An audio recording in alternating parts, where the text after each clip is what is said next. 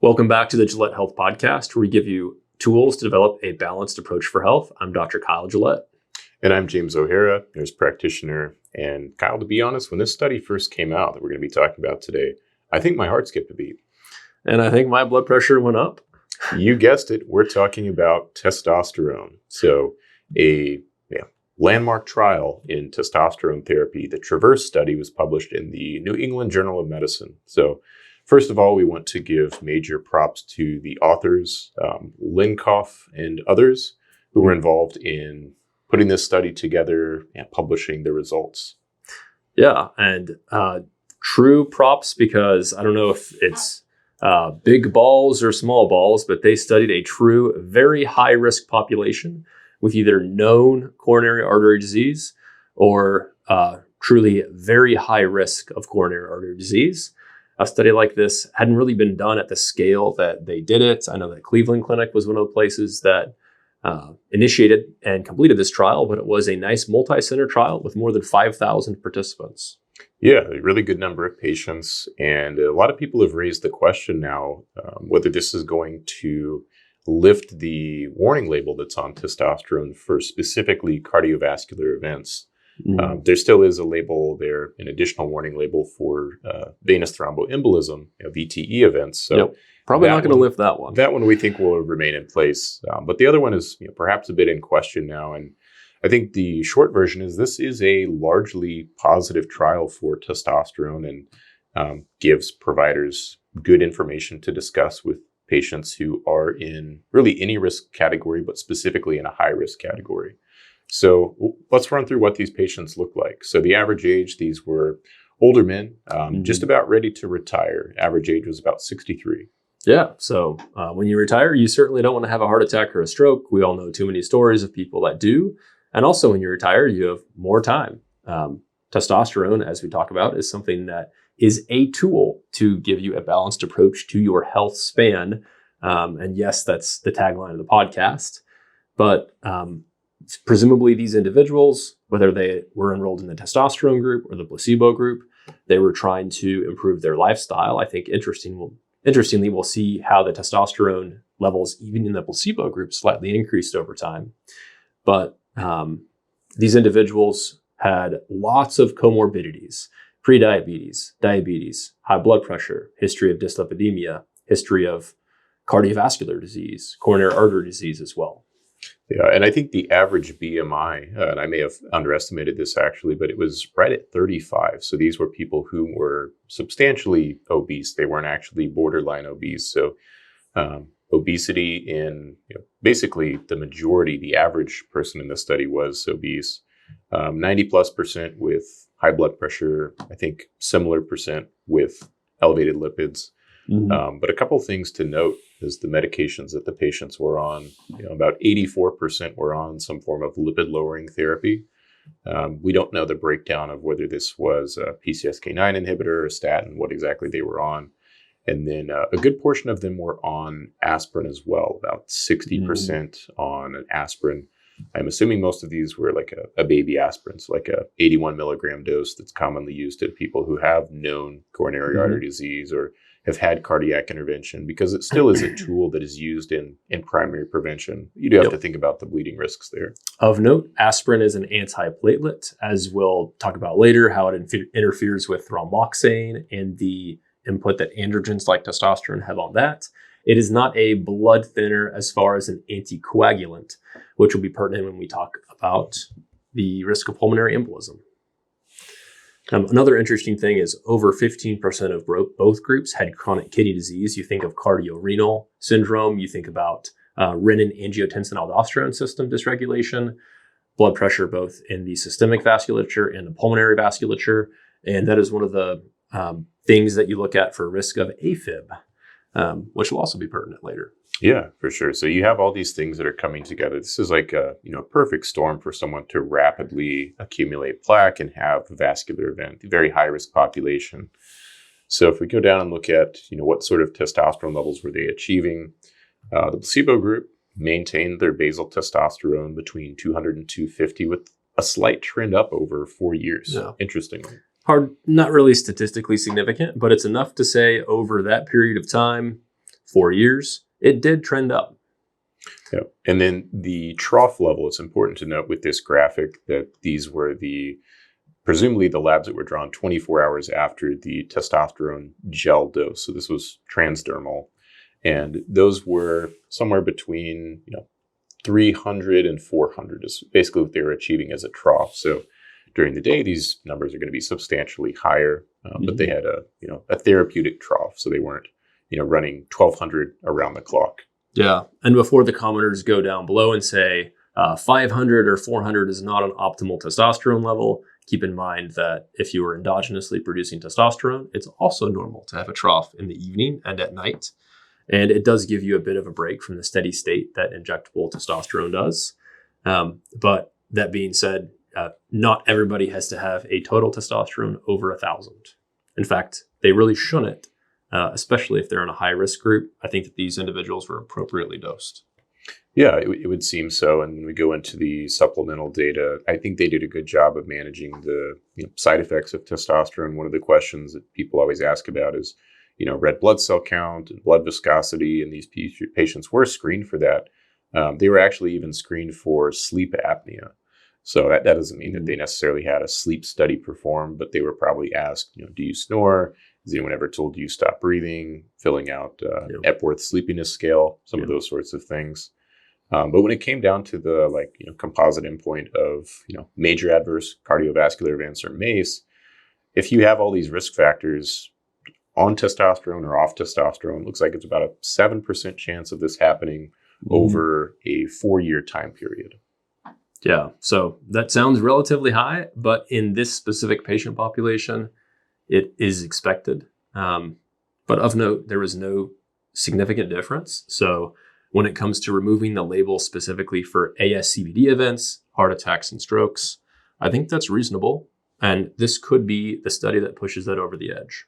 Yeah, and important to note that these patients, the LDL level was around 80. They were also on antiplatelet therapies. So it's not like they just put them on testosterone with no other medical interventions. They're on the standard of care for these chronic conditions that they had. Shouldn't they stop their toxic statins when they start testosterone? I suppose we would have seen I actually think we've seen a very different outcome if everyone quit their statins when they started the testosterone. I wish we could have seen that. But yeah, this was conducted largely at academic centers like Cleveland Clinic that are practicing evidence-based medicine, tracking ApoBs and things like that to prevent ASCVD progression. And of note, people know that I call testosterone and androgens in general inverse statins because they activate or induce the same enzyme that statins inhibit, which is inactivate. So they do the opposite thing. So I think it is particularly reasonable that they continue that therapy. Yeah, and one of the unfortunate things is we weren't able to see how the cholesterol levels changed in response to the therapy. It just wasn't published in the supplementary data. Yep. We did see blood pressure changes. That was something that was logged at each of these appointments. But presumably these patients were getting their lipid checks and other blood markers, A1Cs and things like that throughout the visits as well. It just wasn't published for us to review. But this first graph here, the one that we've been talking about that shows the MACE endpoint, also shows us our first signal of some potential harm associated with the testosterone. And that relates to venous thromboembolic events and then pulmonary embolism. The hazard ratios for those for VTE, 1.46. And then the hazard ratio for pulmonary embolism, it's not calculated there, but it would be 2. That's fairly easy. Yep. Exactly double the events in the testosterone arm.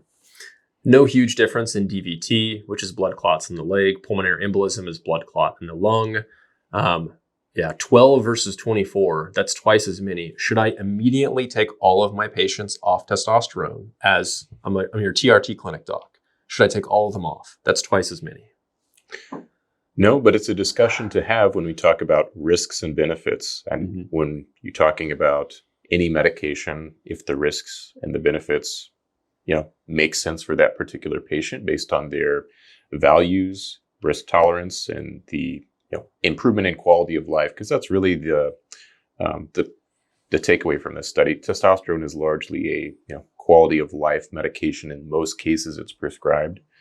There can be cases made for things like bone mineral density, sarcopenia. Yep. or someone who very early on, or they have a hypogonadism that's secondary to another cause, perhaps testicular cancer, then they truly do need a replacement therapy for long-term health issues that could develop. But most of the testosterone being prescribed now is a quality of life drug, just being honest. Yeah. And this is another reason why, if you look in a vacuum at each specialist, if you look at a specialist that's only looking at, for example, testosterone's effect on the genitourinary system, like urologist, then they might not see all the benefits across other organ systems. You can't be a hormone specialist without being well-versed in all organ systems. You could say the same for a psychiatrist. A lot of psychiatrists are familiar with the benefits that testosterone has on many psychiatric conditions, even depression. Yeah. And a lot of specialists in many different locations are either hyper aware of the risks, like cardiologists, or hyper aware of the benefits, like hormone optimization clinics, I suppose.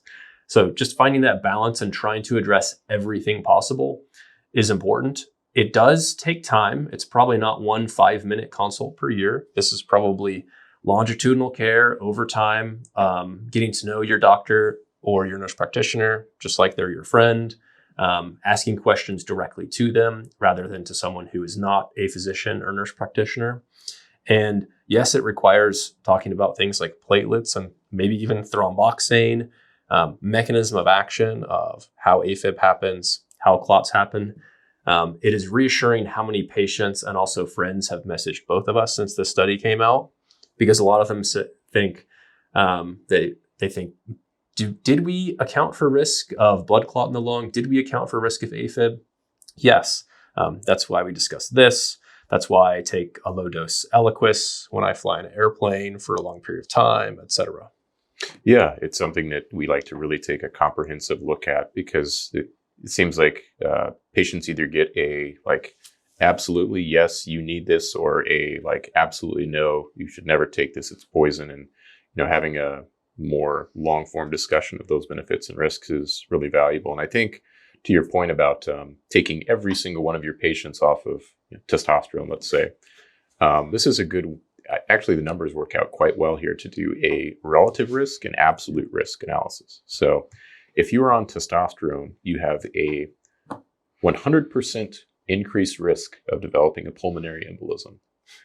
If you are on testosterone and you're in this patient cohort, your absolute risk of developing a pulmonary embolism is about 1%.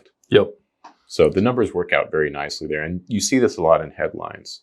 So X medication or making X lifestyle change reduces risk or increases risk by X%. And you need to look and see, is that absolute risk or relative risk? Yeah. And for those that just a quick note on absolute versus relative risk, the relative risk is the percentage change.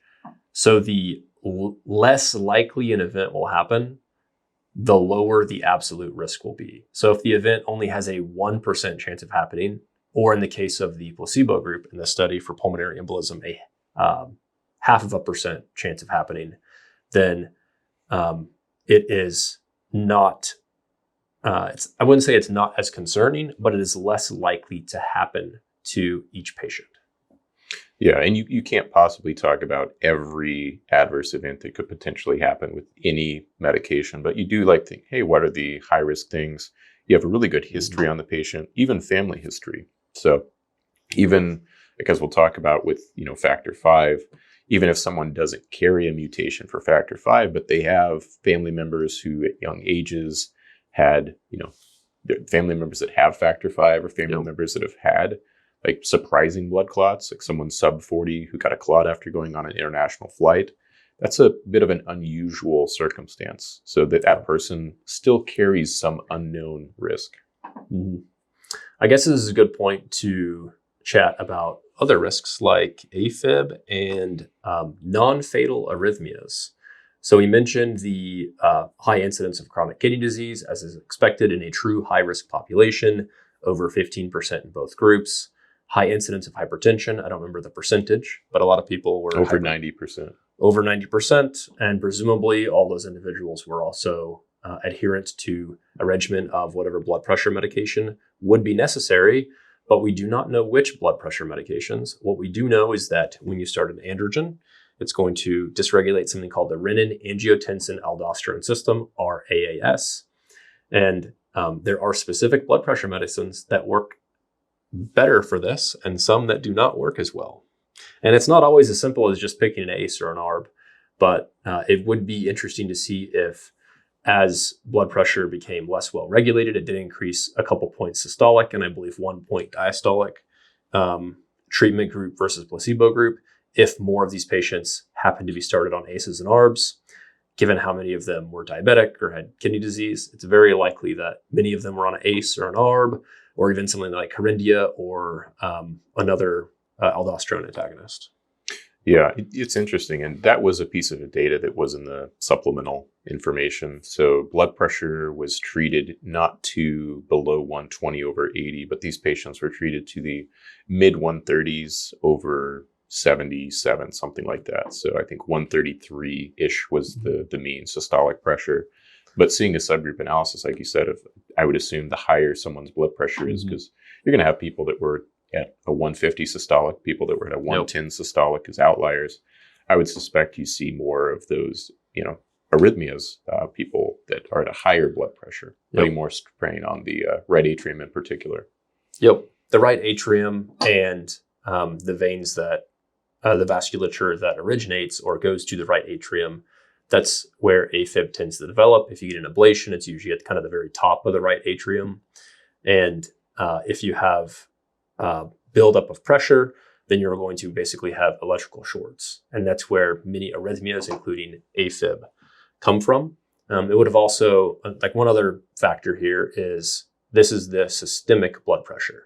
So your body has two different plumbing systems. It has the systemic that goes basically to the entire body except the lungs, and then the pulmonary vasculature, which just goes to the lungs. And the right side of the heart pumps the blood to the lungs, and the blood comes back from the lungs to the left side of the heart. So yes, for AFib, the systemic blood pressure will matter more, but it is possible to have a higher relative blood pressure in one system. And that's likely something that you should take into account, especially if you're starting TRT. Are you on a blood pressure medicine where it's just not the optimal choice for, and it's not just your heart health in isolation, it's your cardiorenal syndrome. So it's your kidneys plus your heart, or it's hepatorenal syndrome, your liver plus your heart.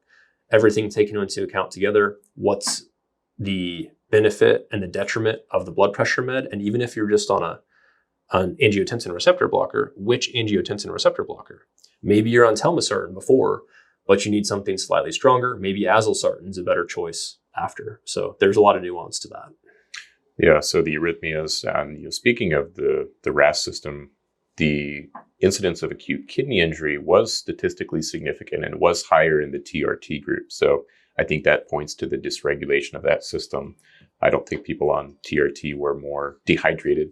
I don't think that's what was causing the kidney injuries there. But if they are increasing blood pressure and having that dysregulation, that's probably why you're seeing that signal there. And that was a 50% increased relative risk. And the absolute risk there was about, what would that be? Between 2 and 3% in the TRT group, between 1 and 2% in the placebo group.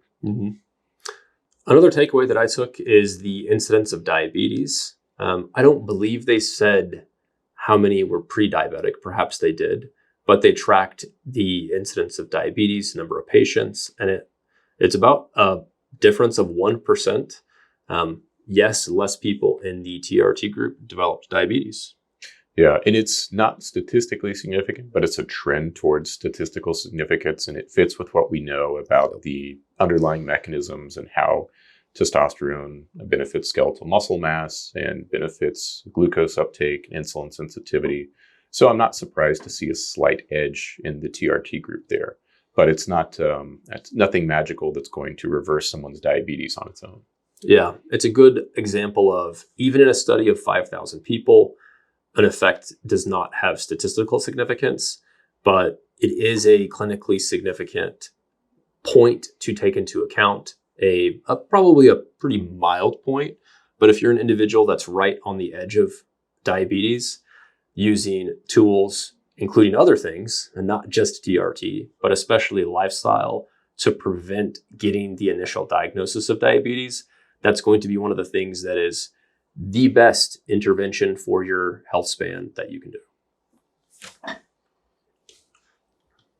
All right, so continuing down, here's that blood pressure graph, and we'll have this up on the screen for folks. So the baseline blood pressure for the testosterone group went up exactly 1 millimeter of mercury systolic, 132.8 to 133.8.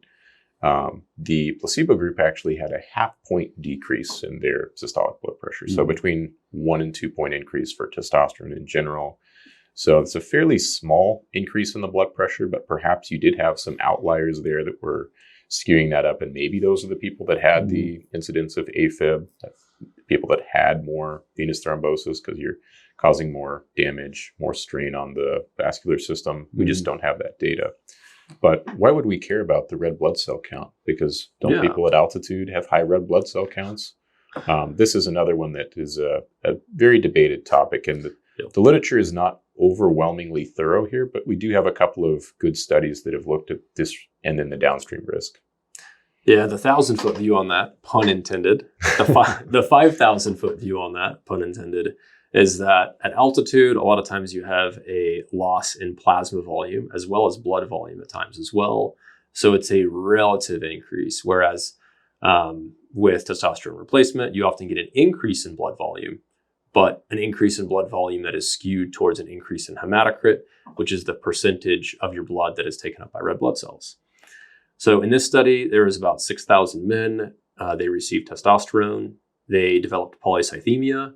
They matched them with another 6,000, 5,842 to be exact. And they matched them with those individuals that did not develop polycythemia. And yes, indeed, the men with polycythemia had a higher risk of MACE/VTE. So I guess it's kind of like a composite primary outcome. And the incidence was 301 people, which is 5%, versus 226, which was 3.87%. So that's a relatively small difference, but that's a large enough study to where its p-value was extremely small and its odds ratio was 1.13 to 1.61. So definitely something that's statistically significant and clinically significant. Yeah, so about a 35%, relative increase in the risk there for people that are, getting this elevated red blood cell count. Now, we don't know how many of those people had sleep apnea that was contributing or other factors, smokers perhaps, but it wasn't 100% of the patients that had some thing we can point to and say, aha, the testosterone did not do this. It's well known that testosterone does increase in most forms, increases the red blood cell count. And the term polycythemia is not my favorite. I prefer secondary erythrocytosis. It refers to the erythrocytes, the red blood cells specifically. Polycythemia, if I tell a patient, oh, you've got polycythemia from your testosterone, they're going to go online and WebMD is going to tell them they have vera. blood cancer, something like that. They're like, oh my gosh, testosterone gave me blood cancer. So we prefer secondary erythrocytosis, even though technically polycythemia is correct terminology. It just confuses people. And no, it's not a terrible idea to do phlebotomy when your doctor or nurse practitioner tells you to, but doing phlebotomy is not going to fix everything. In fact, it is extremely common for patients to come to us that have both erythrocytosis, very high red blood cells, hemoglobin, hematocrit, and they are also iron deficient because they have donated blood so often. And if you donate blood, you can only do it so often before you get iron deficient. And when you're not donating blood, then you're going to have that same process return. And also the process that's behind it, which is increased erythropoietin, and also that RAS dysregulation we mentioned earlier. You want to address the root cause of that. Yeah, maybe this is a good point to kind of skip ahead to some of those mechanisms that contribute to the increase in the red blood cell count. So this actually has the potential, there's not a exact answer here, but the potential to be mediated by both testosterone, but all three actually, testosterone, estradiol, and DHT can all play some role in testosterone production. So, the graphic here, and the big 2 points that I see discussed a lot are the increase in EPO that happens, EPO initially. So you get more red blood cell production initially. You also have a decrease in a protein called hepcidin. In theory, this should be offset a little bit by estradiol. Estradiol would kind of do the opposite and increase the hepcidin, but it seems like the testosterone overpowers the estradiol in terms of just regulating this protein. So then you get basically iron that gets on a high-speed conveyor belt and funneled into red blood cell production. So your iron is getting shuttled into erythropoiesis. You can be iron deficient. Your body's just going to take most of the iron you're absorbing and direct that resource towards red blood cell production. So that's sort of the pattern where you get these people in limbo, where they've over-phlebotomized, energy levels are terrible, and they've got high red blood cell count, and they think, oh, well, I must just feel this way because my blood's thick because I have a high red blood cell count. Yeah, extremely common to see. Can't you just give those individuals injectable estradiol? That's going to stimulate hepcidin, which is going to help with iron uptake, right? That sounds like you've solved the problem. Estradiol also binds the estradiol alpha receptor, of course, which particularly in the liver directly induces the synthesis and release of platelets, but also leads to erythrocytosis as well. So estradiol can also do that. And then we mentioned DHT. We always joke about that DHT receptor. Maybe there's a DHT receptor, but there's probably not. As far as we know, there's just an androgen receptor. DHT just tends to bind it very strongly, especially in some tissues, likely the bone marrow. Yeah, and I think this is largely from either in vitro or preclinical data where the DHT seems to be perhaps a slightly more potent driver of stimulating the bone marrow to produce those red blood cells. Mm-hmm.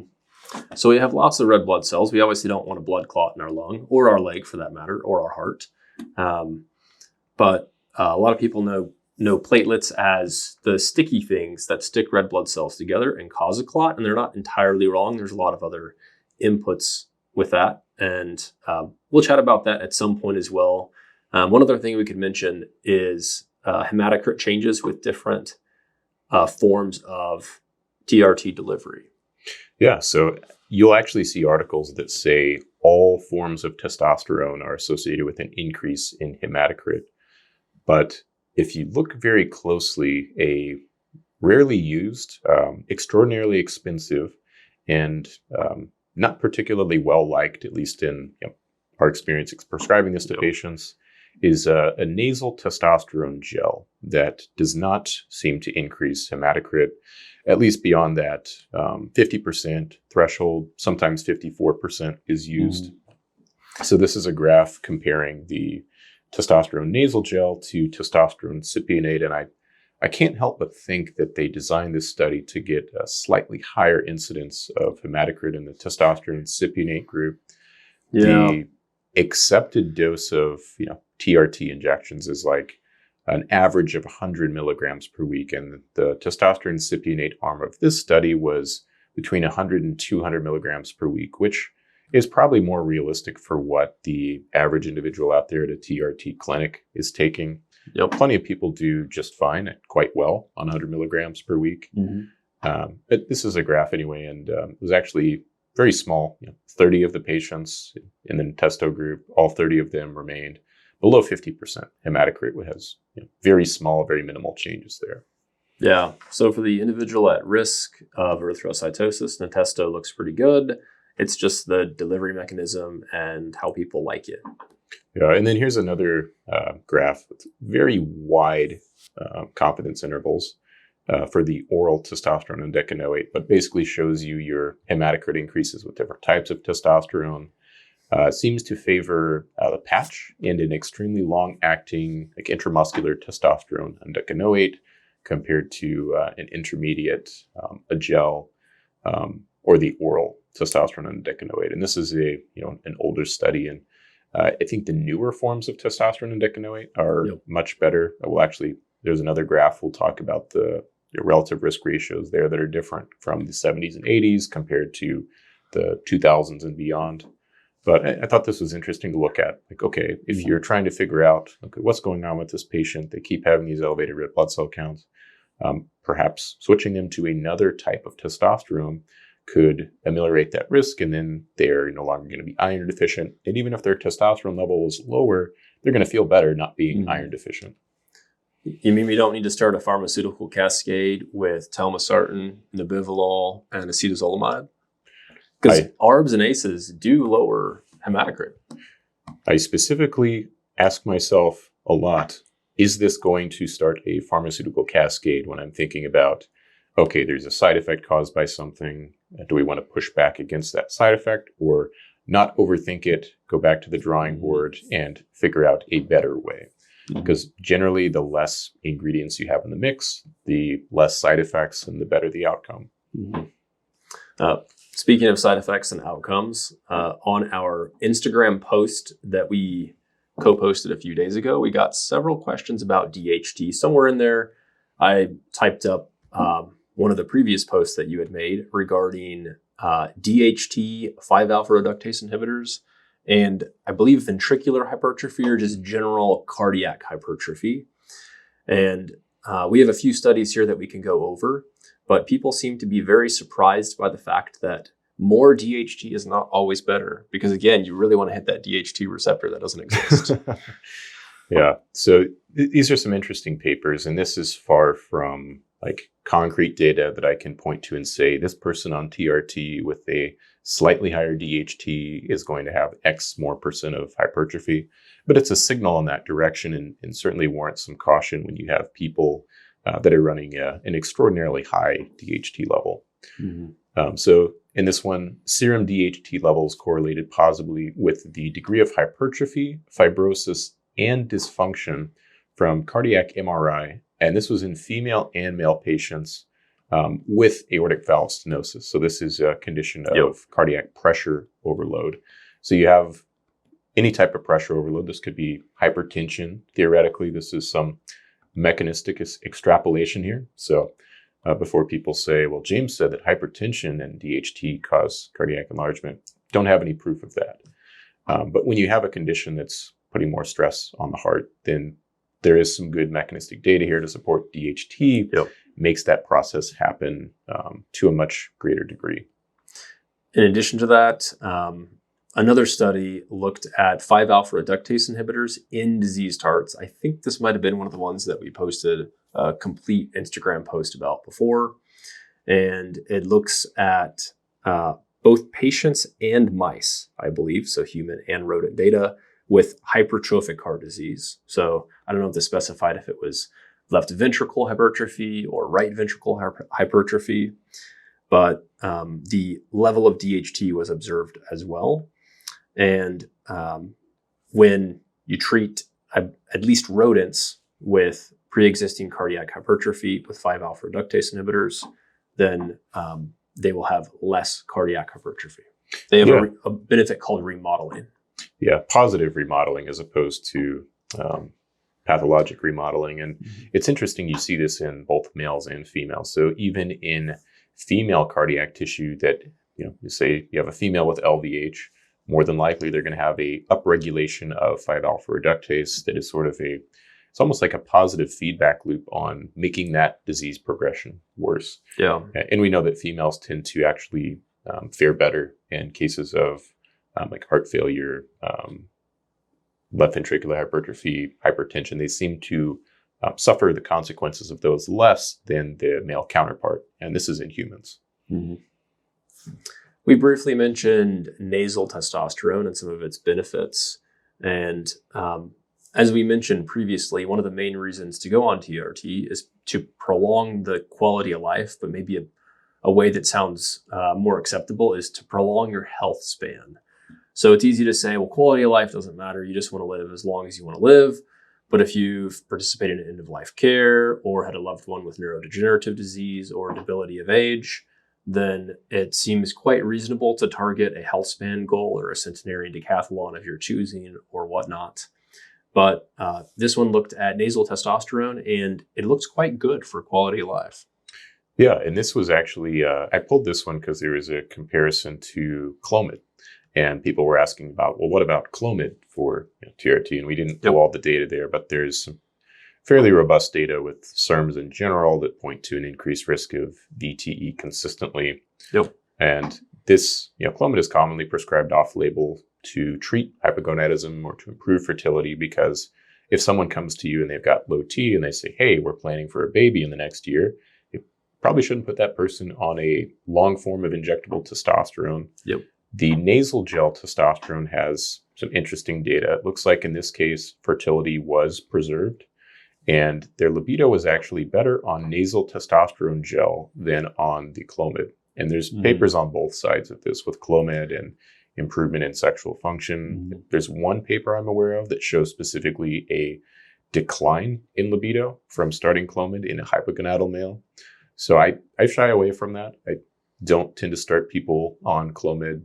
There are specific cases for its use, just like any medication. There's always a time and a place for it. If your clinic can make a lot of money prescribing it.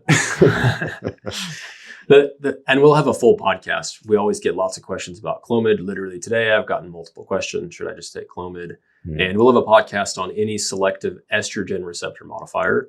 But being a strong agonist and a strong antagonist in every tissue in the body has a lot of risks that come with it. Usually very similar risks to TRT, and much less benefit other than preserving fertility acutely. So sometimes preserving fertility acutely or using it as a fertility med, that is a huge benefit, being able to conceive a child when you like to, kind of similar to contraceptives. That it outweighs almost all of the risks, which are mostly long-term. But that's how you look at it, as basically almost always a slightly worse option than TRT, unless you're acutely desiring fertility. I think that's a great take. And now let's touch base on Thromboxane A2. So this is something that we hinted towards at the beginning. And this is something that's kind of been on my radar, because you talk about testosterone, and there's this association with VTE, which seems to be reinforced by this study. And when you look at, what would contribute to thrombosis? What would contribute to increased blood viscosity? The sort of boogeymen of testosterone, if you will. Thromboxane A2 comes up because platelets contain either more or less thromboxane A2, depending on if you were male or female, and depending on testosterone levels. Now, perhaps not endogenous testosterone levels, but when they are manipulated to extremes. So you take a healthy male volunteer and you give them a testosterone shot, their platelets then are going to contain more thromboxane A2. If you take an older individual, in this case with prostate cancer, and you castrate them. Because of the prostate cancer. Yes, specifically. Thank you for that clarification.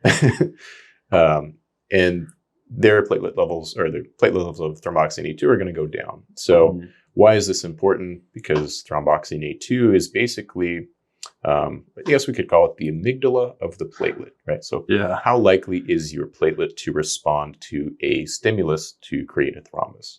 The higher the levels of TXA2, the more likely that platelet is to be involved in clot formation. In simple terms. It makes them stickier. So even endogenous testosterone makes your platelet stickier. Exogenous testosterone definitely makes your platelet stickier. I always love these healthy male volunteers. There's no shortage of healthy male volunteers to get a shot of testosterone. Probably not too many healthy male volunteers volunteering to be castrated unless they have prostate cancer or bilateral testicular cancer.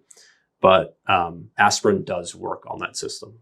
Yeah, so it's a good way to push back against that. And I suspect we would have seen a much higher rate of VTE if those patients, if 60% of them hadn't been on aspirin. If you had 0% of people on aspirin, I think your event rates would have been substantially higher. That darn aspirin and those darn statins decreasing incidence of heart attack and stroke. So this was a similar, actually quite similar, but a smaller study that was done a number of years back. This followed patients for about 3 years, but it was only about 300 patients. So if you go through the demographics here, these were higher risk. So these were basically men who were pre-diabetic, overweight on average, but not obese. About 15% of them were diabetic. Half of them had elevated cholesterol. Not quite half of them had elevated blood pressure. A lot of them were on statins, a lot of them on blood pressure medications. And this was looking specifically at plaque progression. And the metrics they used in this one were calcium score and then CIMT, which are not quite as sensitive as another study we'll talk about that used CCTA.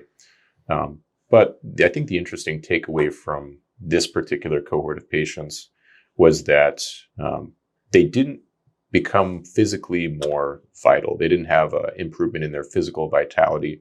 There were improvements in libido and sexual function, but it didn't make them superstars in the gym. It didn't really translate into turning into Superman, like some people perceive testosterone to.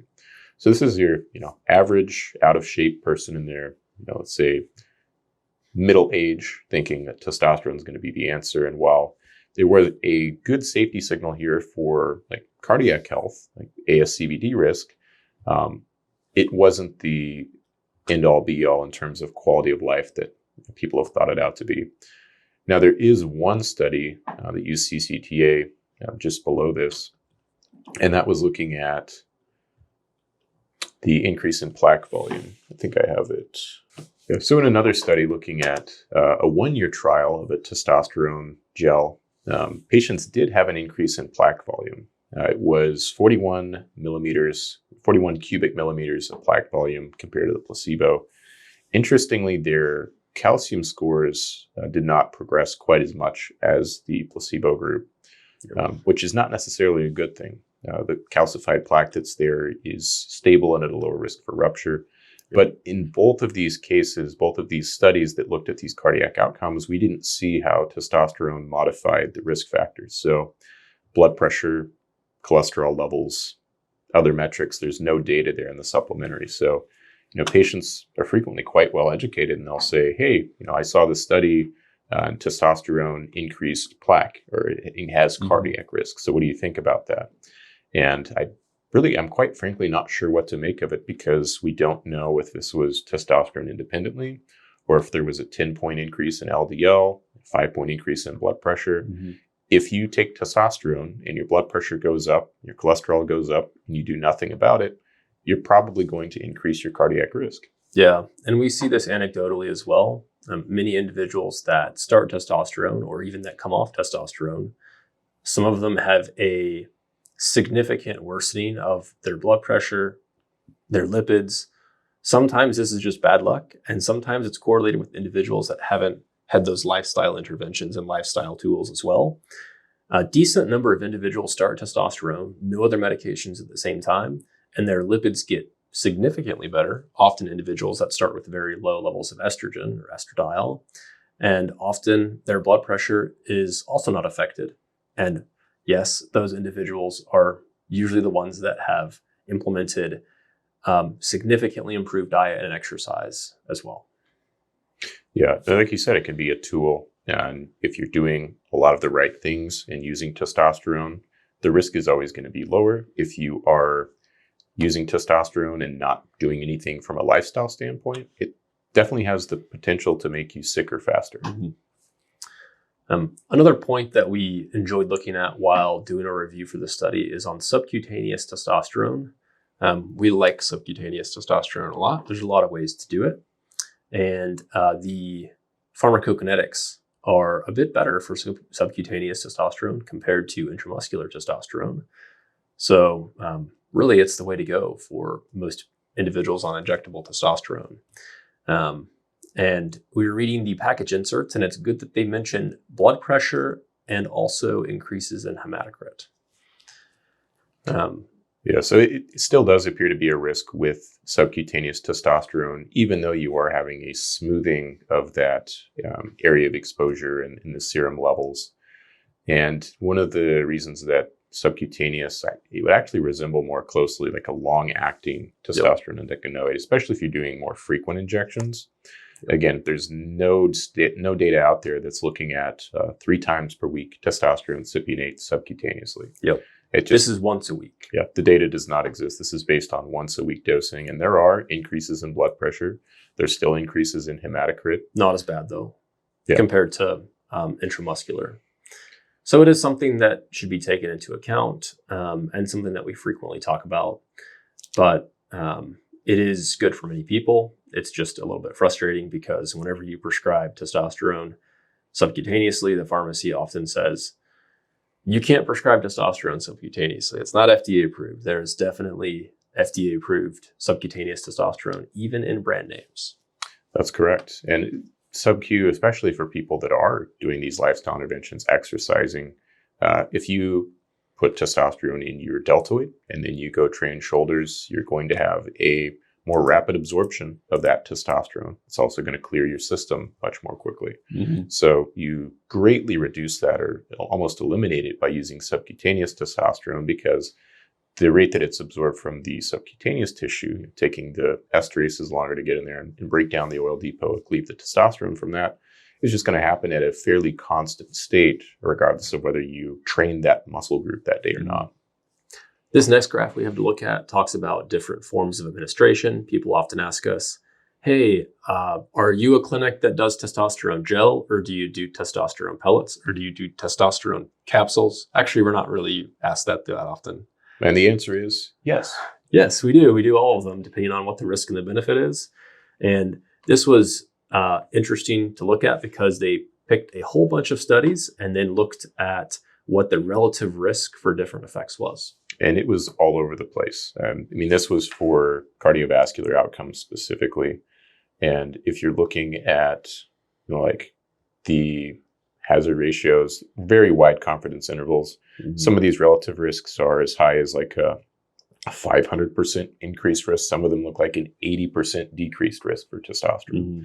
But when you break it down into the testosterone by subtype, and specifically, if you look at these last 4 trials with oral testosterone, you see that the ones with the hazard ratios that are extraordinarily high, those are the studies from the 1980s, 1970s, the older ones. The newer testosterone endocannabinoids, it's about a 1. I mean, still a very wide confidence interval, so take it with a grain of salt. But the newer formulations, much more reassuring. And injection actually looks slightly positive. So, I mean, if you're picking one, and like we sort of hinted to, DHT potentially plays a role here, then it looks like injection is going to be a better way to get a therapeutic effect without pushing up the DHT. Because topically you have more DHT. More 5-alpha reductase. Or you could take a 5-alpha reductase inhibitor, take a little dutasteride. That poison? It's something to talk about with your doctor for sure. So there's more than one good way to do it. And for some individuals, especially those not at risk of cardiac remodeling and erythrocytosis, then maybe you don't need that at all. But one thing of note, the newer oral formulations are better absorbed lymphatically, so they skip first pass. It's well known that whether it's an androgen or estrogen, oral, especially estrogens that go through first pass metabolism, which is when they go through the liver, that's going to disproportionately increase risk of things like blood clots. And taking a hepatotoxic oral testosterone is almost not, you could almost predict this without looking at the data, like from the 70s and 80s, you would almost expect that to happen. And these graphs here that we posted are also distorted. And what the author's conclusion is, what we just sort of stated, is that, you've got more conversion DHT in the skin. But interestingly, this U-shaped curve came in right around a DHT level of 60 nanogram per deciliter as being optimal. So if your DHT level is 59 or 61, looks like you might need to adjust your dose. Or I've speculated this is more about sort of a concept that I think you developed. I haven't heard other people talk about net androgens, but if you assume that there's a 5 to 10% conversion rate to DHT, what most people have if they're not using medications to alter that, then a testosterone level between 600 and 1200 would tend to correlate with the DHT level of 60. So, and by the way, these studies are mostly done on age categories in the 60s, males in their 60s. So if you're a male in your 20s on TRT plus, whatever that is, and your total DHT is 60, but your total testosterone is 1500, your SHBG is 14, and your free DHT is 15, and your free testosterone is 35, then a total DHT is not optimal for preventing these adverse effects. But you're also probably just less likely to get these because you're in a different age demographic. But again, to answer that question, people are like, well, what if I started TRT at age 31 or 27. And we really don't have that answer. That data is not out there. You don't know what 30 or 40 years of exposure cumulatively looks like. People have even asked, well, why don't they use young, healthy patients in these studies? And that's because young, healthy patients usually don't have hypogonadism. Usually, but not 100% of the time. So I think that, like, if you're a younger individual, and maybe you put a 25% decrease on those numbers, like you probably don't want to be clocking a higher free hormone level, because SHBG, as we know, goes up with age. Some people always have a very high SHBG. Some people always have a very low SHBG. So you have to think about the free hormone levels, but all the studies are based on total levels. And a lot of times not even treating to a number threshold. Seems like about half the time they're picking like, okay, we want to make sure someone's between like 300 and 1,000. So really wide range there. We're just trying to make the best conclusions we can from the data that's available. Yeah. And we're obviously part of the, I guess, hormone optimization community, whatever that is. And sometimes we feel like the bad guys because we're pointing out these risks that should be addressed. And we're pointing out that a total testosterone in the 500s, especially with the high free testosterone, can be optimal. And there's a lot of pushback. But compared to what I consider like academic medicine or the mainstream, that's actually quite aggressive. Even AUA, the Urologist Society, they're also, like, urologists as a whole are considered very aggressive compared to the rest of academic medicine. So just like realizing that your situation is unique. There's a lot of our audience that are bodybuilders or powerlifters and strongman competitors. And we're definitely not trying to come off as antagonistic against people that happen to be in their 20s or 30s.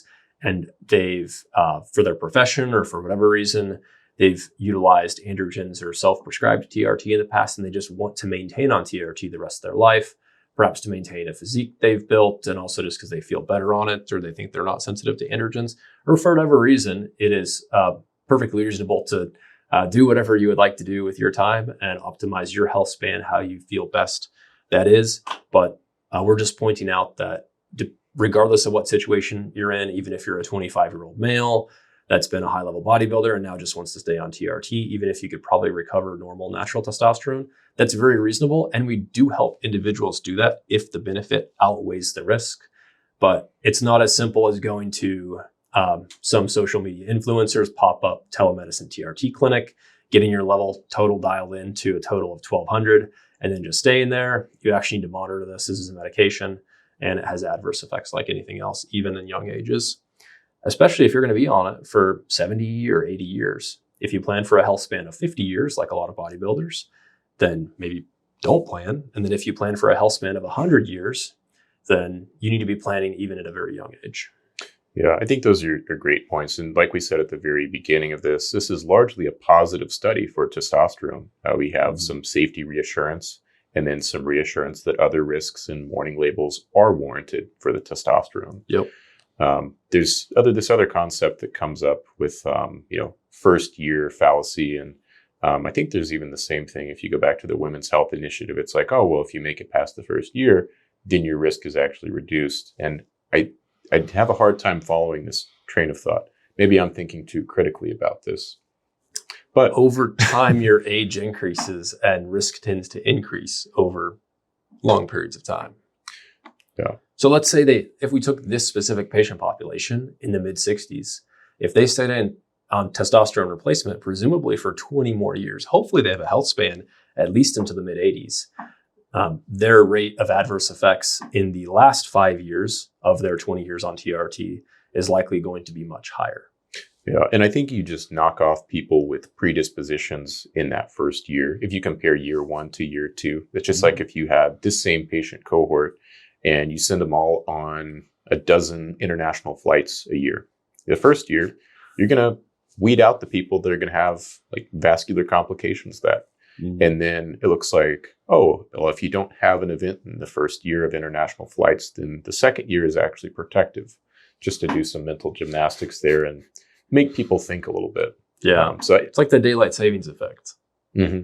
Yeah. So more heart attacks during daylight savings, but then less heart attacks in some of the time surrounding it. Yeah. And then we talked about altitude and the differences in the mechanism there. And something you alluded to was like, it would be great to see a subgroup analysis if they went back and they said, okay, these people that had, VTE events, what predispositions did they have? If they just retrospectively said, hey, let's run a genetic coagulation workup on you and see if we can put our finger on why you were at an increased risk. So what are some of the things that you would like to see tested, or, if that data in those patients are still out there, I assume, because they weren't uniformly fatal events. What are some of those tests that you would suggest? There's a lot of tests. And just to start it off with a joke, isn't it malpractice to check a factor V Leiden if you've never had a blood clot? Hematologists would have you think so. Yeah, so it is perfectly fine to check a factor V Leiden. Talk with your doctor before you do so. But I think the wholesale or cash price for this, especially if you get it with other genetic markers, you can get your genome sequenced for $100, maybe $200 on a lot of labs like Vibrant. You can get it checked at something like $50, and you can get it checked with a factor 2. So even if you're a carrier of factor V, a heterozygote, and you have a carrier of factor 2, if you have both of them, then you're of particular high risk. You can also check things like prothrombin gene mutations. And we do this in patients as well. And I know a lot of other doctors do. If you have the erythrocytosis, you can check for things like JAK. I think it's Janus kinase mutations, JAK2, among other ones as well. And then if you have autoimmunity, or if you're a female, history of miscarriage, or just depending on the situation, you can check for lupus, anticoagulant, antiphospholipid antibody syndrome. And there's a whole host of other ones that are pertinent for some people, but you don't necessarily need to check for everyone. Yeah. And one that pretty well everyone gets checked at least once a year is just a platelet count on your CBC. I know you mentioned that one as well. That would be a great place to start if you don't have a lot of advanced testing yet. Is your platelet count 500? If it is, then you're probably at an increased risk. If your platelet count is 170, then you're on the normal end or the lower end of that risk spectrum. So that'd be a great place to start. And then occasionally we check APTT, which is activated partial thromboplastin time, PTT. And usually it's a very affordable test, even wholesale, something like $2. And if it's normal, it might not mean a whole lot. But if it's 19, then you want to dig further. Yeah. So not everyone that goes on TRT has to have all of these genetic tests before they go on TRT. But if there is a concerning personal or concerning family history there, then certainly could make sense to look for some of these. Factor V is the most common thrombotic mutation. So checking one of those is a no-brainer if you have someone that you're particularly concerned about being a risk and having, that 1 out of 100 risk of a PE is somebody's 1 out of 1. Yeah. So you want to take those things into consideration. I had a patient in her 30s, not going on TRT, but about to be pregnant, with an extremely strong family history of venous thromboembolism. Checked her protein C, checked her protein S, checked her factor V, checked her MTHFR, or I think I actually just checked the homocysteine. If homocysteine is not over 18 or something extremely high, it's usually not associated with VTE.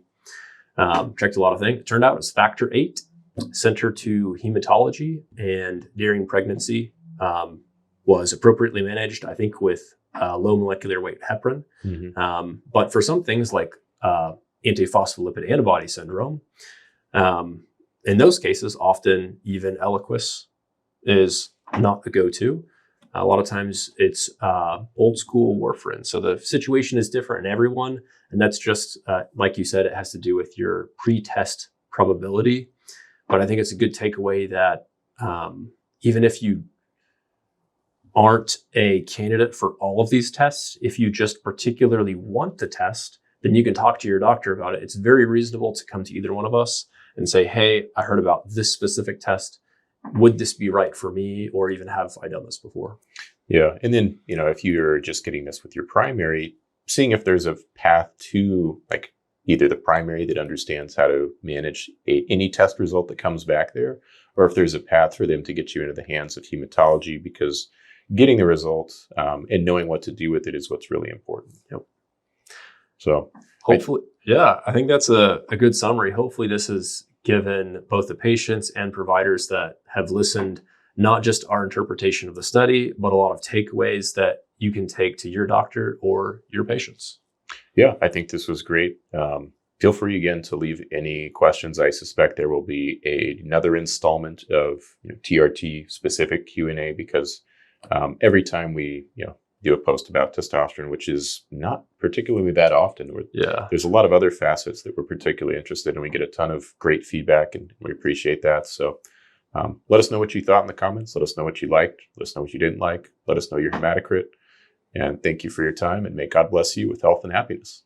Thank you.